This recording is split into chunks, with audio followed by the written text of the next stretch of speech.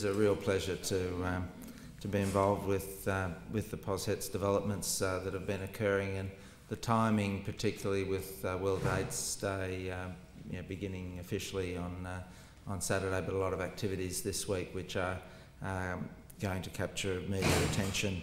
It's very sort of timely that we think of where we're at with respect to the positive heterosexuals. So this day is a Workforce Development Day, and we really do hope that it does achieve its aims of improving and increasing knowledge of the services available for heterosexuals with HIV, but also being influential in our thinking about the opportunities for prevention and for making sure that people take advantage of the services that are actually available out there. Particularly this week with World AIDS Day coming, there's been a lot of focusing on statistics, and everyone in this room, I'm sure, would sort of know the global statistics, the 34 million or so people around the world who have HIV, and somewhere between 300 and 400,000 new babies born each year with HIV. So heterosexual activity and its consequences is very much at the core of HIV worldwide. In this country, where epidemics consistently centred on gay men for the last 30 years, it's relatively easy to cater for the needs of the majority and not provide an environment that's there and able to effectively cater for the needs of important minorities who have to deal with HIV, sometimes in more complex circumstances.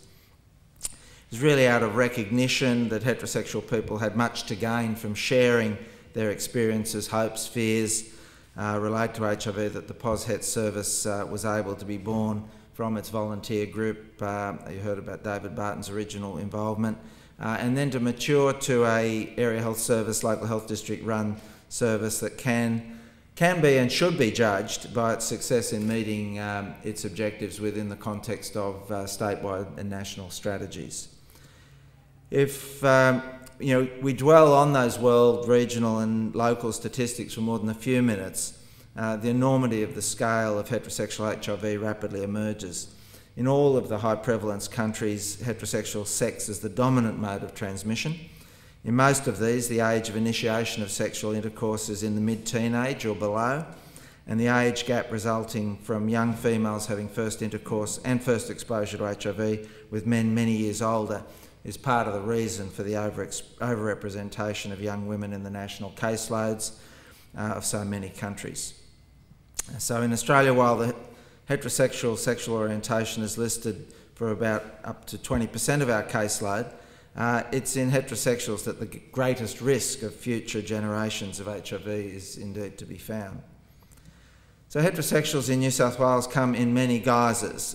Many come as late diagnoses, having been blissfully and sometimes fatally unaware of their risk in seemingly monogamous relationships.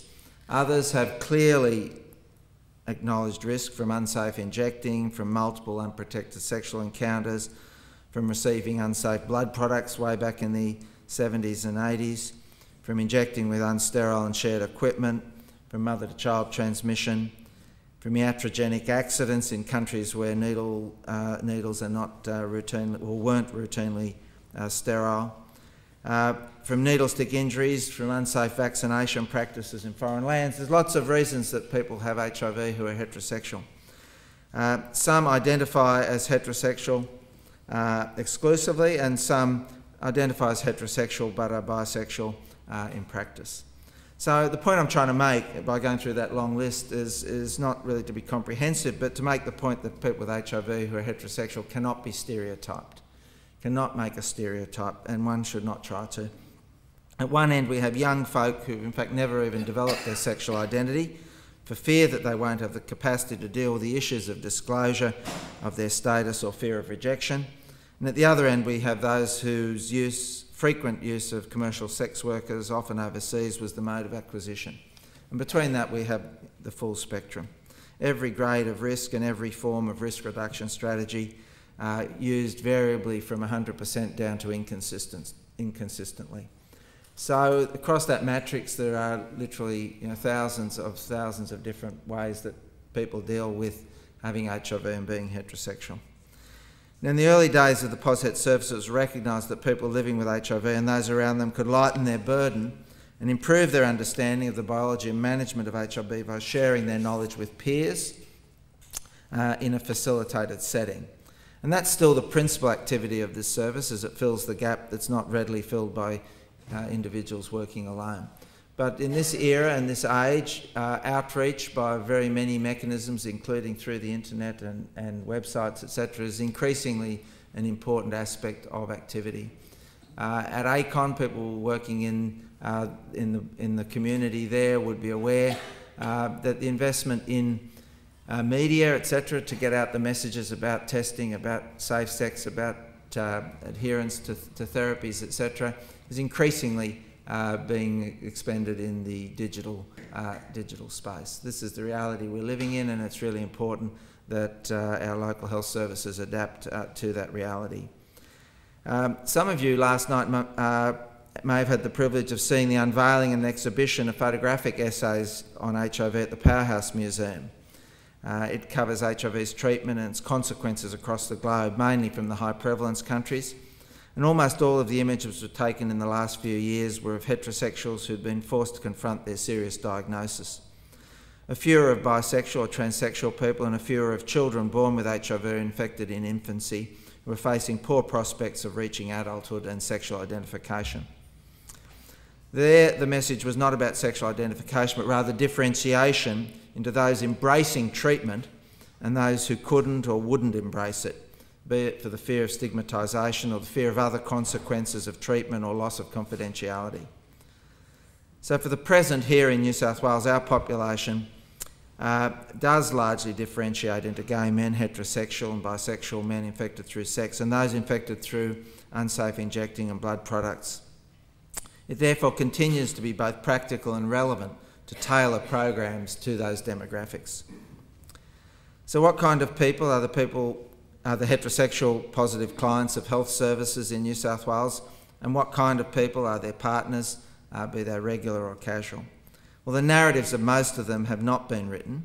We've had glimpses, particularly from the work of Asher Person, getting some insights into their narratives.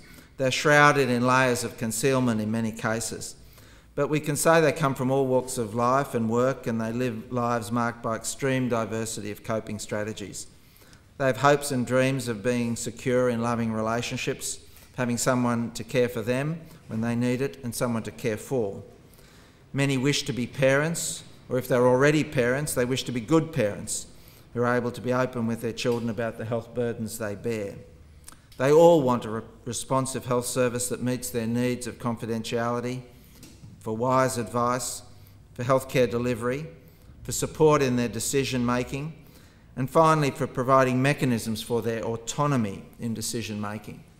And that is really dependent on good information, on really being aware of what the most appropriate sources of information are for their needs, and that is really one of the main tasks of the service here.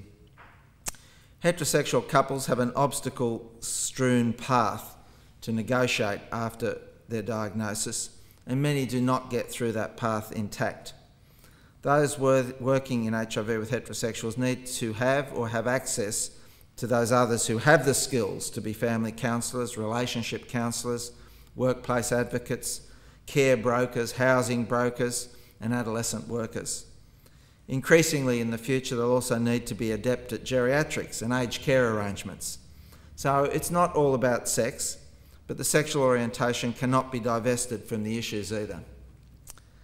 Today is a chance to reflect on what we've learnt from patients and clients in the past. At a health service level, it's a chance to reflect on what we've learnt from responding to people like David Barton and his band of volunteers who saw peer education in HIV as very relevant to heterosexual folk as it was to gay men.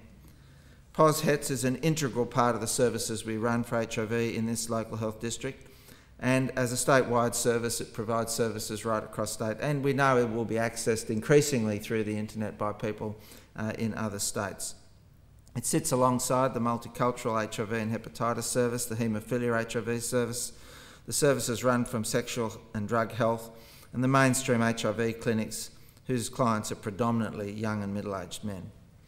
I'm sure the program put together today by Penny and her team will be useful, memorable, and the forerunner to similar sessions in the future, and I wish everyone the opportunity to make the most of it. Hope your panel discussions go well, and really want to thank all the speakers who've given their time to make sure that what you take away from today meets your needs and those of your clients.